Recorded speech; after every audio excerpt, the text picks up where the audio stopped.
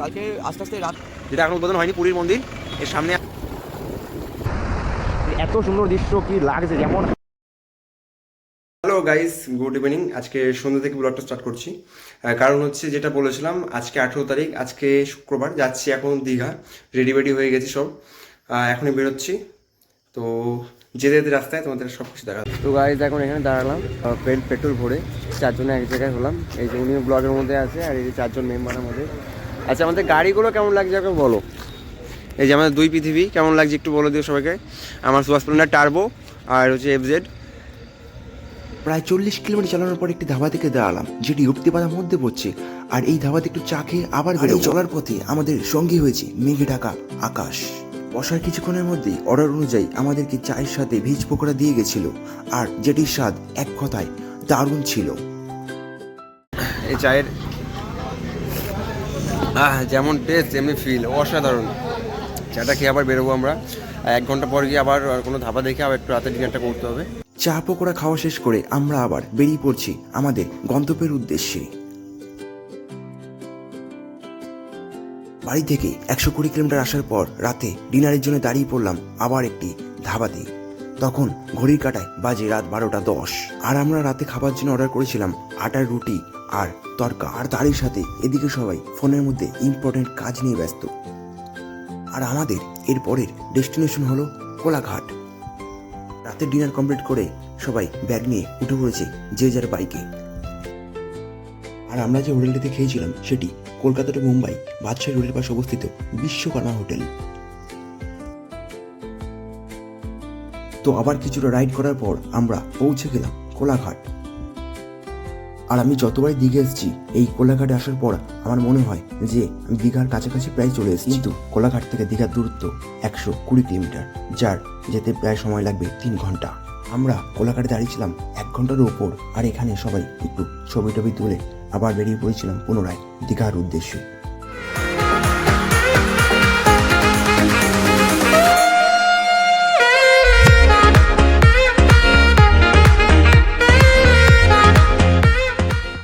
দীঘা গেটটা দেখার পর মনের মধ্যে যেন একটা আলাদাই শান্তি বিরাজ করতে লাগলো। দিকে কোলাঘাট থেকে বেরোনোর পর আমরা রাইডটা চেঞ্জ করে নিয়েছিলাম, কারণ একভাবে গাড়ি চালাতে আমাদের কারোরই ভালো লাগছিল না। পিছনে আছি ওরা দুজন আর সামনে আমরা দুজন। সামনেই বাদিকে রাস্তাটা থেকে সোজা গেলেই পাওয়া যাবে তাজপুর বিচ, শঙ্করপুর বিচ আর মন্দারমণি। আমরা যখন গেছিলাম দীঘাতে, তখন দীঘার পুরীর মন্দির কমপ্লিট হয়নি, তখনও কাজ চলছিল।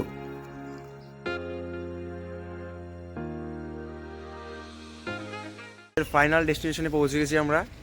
দীঘাতে আছি। আর কোথায় আছি দীঘার? এই যে যেটা এখনো উদ্বোধন হয়নি, পুরীর মন্দির এর সামনে আছি।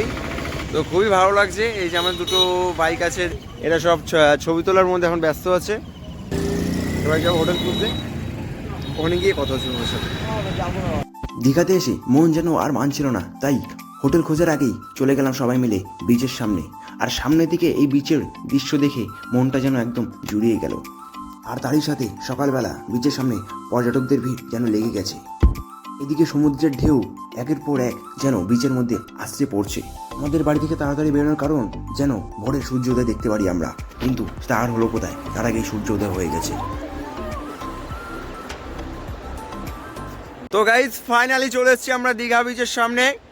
এই যে পিছনে বিচ, এদিকে সব ক্যামেরা নিয়ে ব্যস্ত। আমার গাড়ি, এই যে আমার গাড়ি, ওই গাড়ি, ওই যে পুরো বিচের সামনে এখন আমরা দাঁড়িয়ে আছি। এখানে পিছনে সব পাথর। তো খুবই খুশি হচ্ছে, অনেকক্ষণ পর, সারা রাত গাড়ি চালানোর পর এখন শেষমেশ এসে পৌঁছাতে পেরেছি। আমরা যেহেতু আগে থেকে হোটেল বুক করে আসিনি, তাই কিছুক্ষণ খোঁজাখুঁজির পর এই গ্লোবাল রিট্রিট, এই যে এই হোটেলটা নিয়েছি আমরা। হোটেলের রুম সেই মুহূর্তে ফাঁকা না থাকায় তারা বললেন চেক আউট করার পরই আমরা চেক ইন করতে পারবো। এই ফাঁকে আমরা চলে এলাম সকালে ব্রেকফাস্ট করতে একটি হোটেলে। ফাইনালি আমরা 3 ঘন্টা খোঁজাখুঁজির পর একটা হোটেল নিয়েছি। আমাদের রিজনেবল প্রাইসের মধ্যে। তো জায়গা ছোট, থাকবো 3জন 4জন, কালার করা। আমাদের এই রুমটি খুবই পরিষ্কার পরিচ্ছন্ন ছিল, আর এখানে Android TV, hair dryer, electric kettle, water bottle, wardrobe আর টি টেবিল সবই অ্যাভেলেবেল ছিল। আর হ্যাঁ, এনাদের নিজস্ব রেস্টুরেন্ট এবং রুম সার্ভিস দুটোই কিন্তু আছে।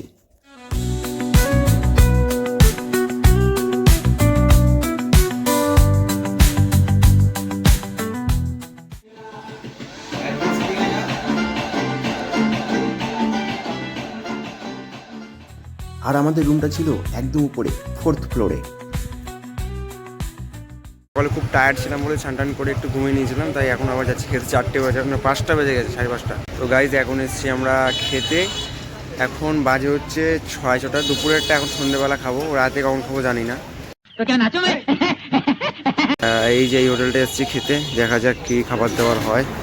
এই আমরা অনেকক্ষণ দেরি করে এখন খেতে বসছি। এই যে ওনার জন্য দেরি হয়েছে, গজব বেজতি।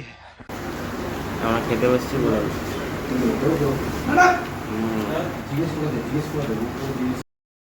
তো গাইজ এখন যাচ্ছি ঘুরতে। এখন যাবো দীঘা, মোহনা, শঙ্করপুর, তাজপুর, ওগুলো যাবো। আবার এসে আবার উদয়পুরের দিকে তালসাড়িতে যাবো।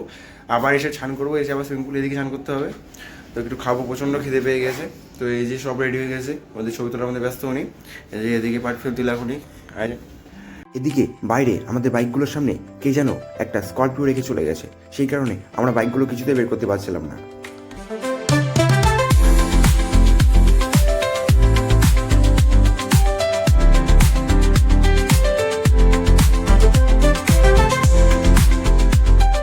তো গাইজ আমরা এখন যাচ্ছি মোহনাতে। এখন যে জায়গাটাতে আছি এই সমুদ্রের পাশে, পুরো দারুণ জায়গা। এখান দিয়ে যাবো মোহনাতে সোজা।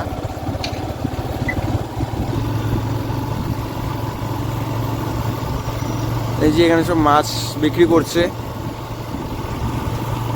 গাইজ মোহনাতে চলে এসেছি অলরেডি।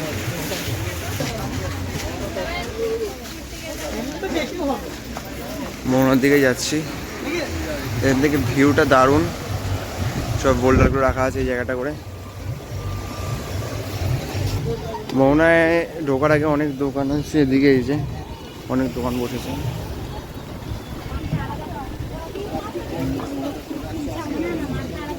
এই একটা খুব সুন্দর একটা ভিউ, চারিদিকে সমুদ্র।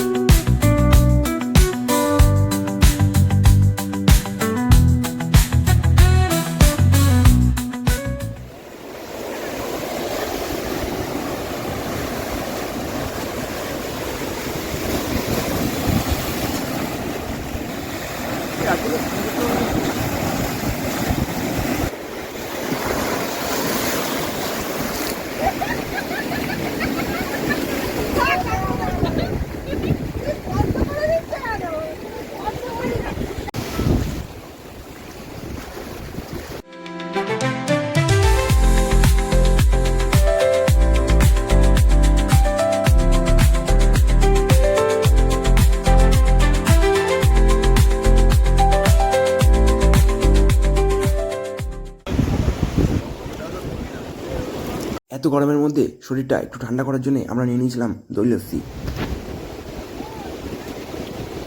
এদিকে সামনের জন্য তো খাওয়ার দিয়ে পোজ দিতে ব্যস্ত, পরে জানতে পারলো ওটা ফটোগ্রাফি না ভিডিওগ্রাফি হচ্ছে। লস্যিটা শেষ করে আমরা মোহনা থেকে চলে আসি উদয়পুর বিচের সামনে।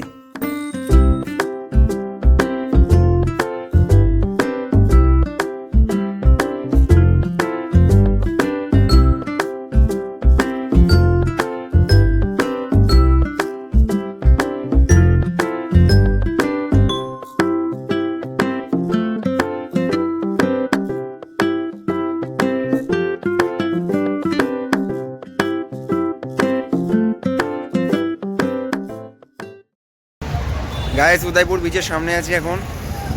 এই যে উদয়পুর বিচটা পুরোপুরি।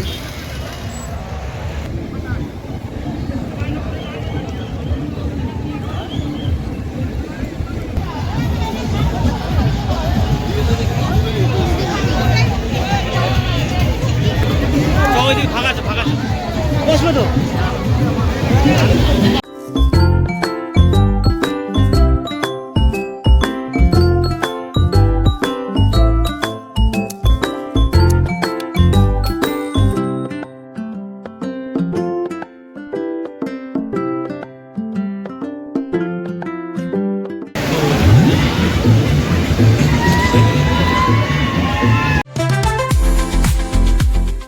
এত গরমে উদয়পুর থেকে আসার পর আমরা 4 জনে নেমে পড়ি সুইমিং পুলে আমাদের শরীরটা একটু ঠান্ডা করতে।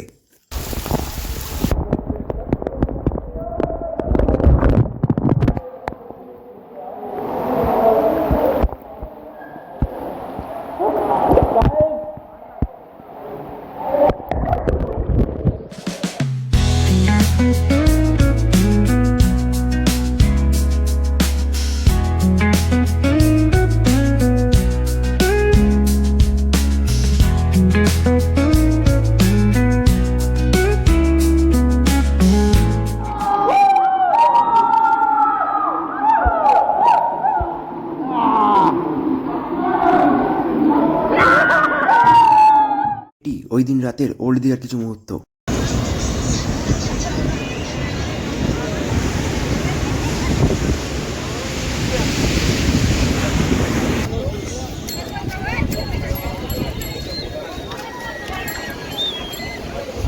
রাতের খাবার ভিডিওটা আর কন্টিনিউ করা হয়নি, সেই জন্য তোমাদের সামনে ছবি দুটোই তুলে ধরলাম। তো গাইজ দুদিন আমাদের কমপ্লিট হয়ে গেল, ঘোরা মোটামুটি শেষের দিকেই। আজকে একটুখানি সকাল টাইম হয়েছে, যাবো একটুখানি ঝাউবনে ঘুরতে। তো 10টার সময় চেক আউট ছিল, এখন 10টা 20 বেজে গেছে। সবাই রেডি হয়ে, এটা সব রেডি কমপ্লিট, বেরোবো। ব্যাগটা সব গোছানো হয়ে গেছে। তো এখনই বেরোবো। এই দুদিন এই রুমটাতে ছিলাম, এখন ছেড়ে চলে যেতে হচ্ছে, কিন্তু কিছু তো করার নেই, যেতে তো হবেই খারাপ লাগলেও।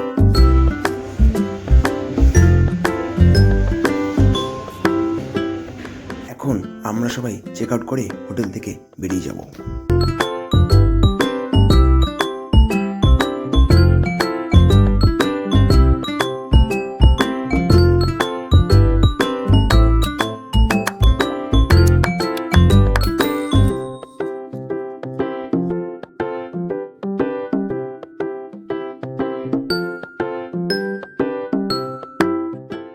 এরপর একটা খাবার হোটেল দেখে আমরা সকালের ব্রেকফাস্টটা করে নিয়েছিলাম।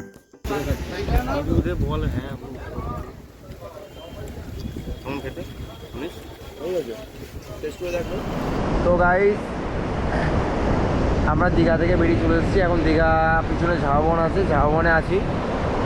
একটু পরে বাড়ি চলে যাব, 4টের দিকে বেরোবো। এখন বাজে হচ্ছে 12টা 10, 4টের দিকে বেরোবো।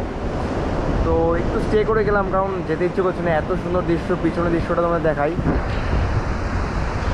এত সুন্দর দৃশ্য, কি লাগছে, যেমন হাওয়া তেমনি মানে মনোরম দৃশ্য। এদিকে কোনো কুল কিনারা নেই, সামনেটা দারুণ লাগছে, চারদিকটা ঝাউবন। এই যে এই পুরোটাই হচ্ছে ঝাউবন, আশেপাশে পুরোটাই হচ্ছে ঝাউবন।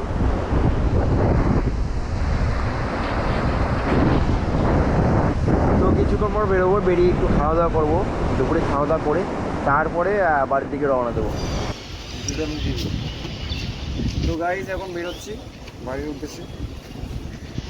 এখানে ওল্ড দিঘাতে খাওয়া দাওয়া করলাম, এখন বেরোচ্ছি সবাই মিলে। সবাই রেডি হয়ে গেছে, ব্যাগটা গোছানো হয়ে গেছে। এখন ফাইনালি আর কোথাও দাঁড়াবো না, কোলাঘাটে আগে যাওয়া যাবে, না যেতে পারি ডাইরেক্ট কোলাঘাট টার্মিনাল থেকে। বাইরে উঠতে উঠতে মনে হয় রাত 12 থেকে 1টা হয়ে যাবে।